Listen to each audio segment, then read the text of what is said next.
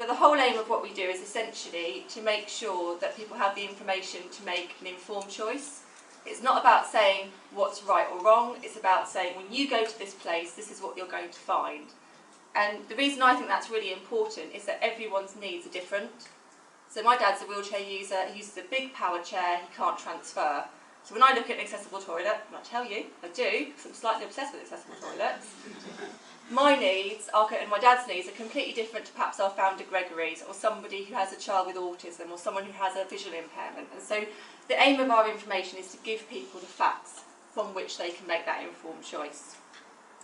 Now, one of the things Gregory was really keen to do was to make sure, when we were developing this resource, that we talked to lots and lots of disabled people, carers organisations, older people, to say, if we're going to produce this website, what do you want to see on it?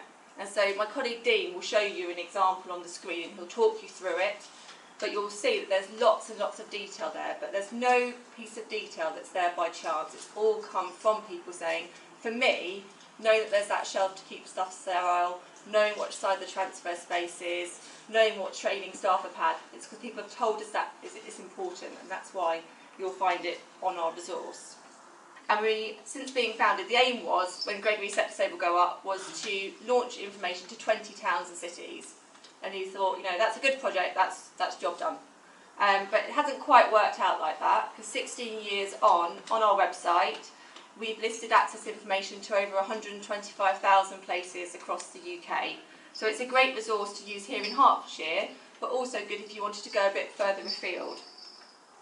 DisabledGo is entirely self-funded, so we're essentially a not-for-profit organisation. We're a social enterprise, and our aim is to just try and get this information out to as many people as possible, because we know what a difference it can make. But I came to see Ian McBeath in March 2015 to talk about what DisabledGo does. We work with about 100 local authorities across the UK, and I've been speaking to quite a few of the London boroughs, and Ian's name had come up, so I chose it as an opportunity to hound him with an email, which he very kindly replied to.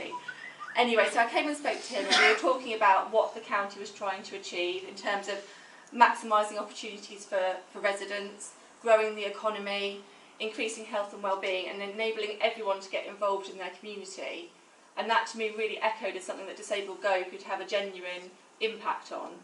Because from my point of view, if you haven't got the information to make the practical choice about going somewhere, as much as you want to get involved, you're not going to do it. So if you've got a huge directory that says these are all the support groups and community groups you can go and visit for different activities, you're not going to do that if you can't park your car, get in the door, use the accessible toilet. And so we saw it as a great way of really joining all that work together and making it inclusive for everybody.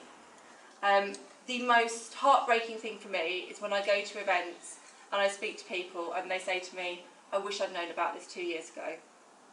Genuinely, I've been in that situation and I know what a difference this would have made to me. So please, if you've attended today, please help us spread the word.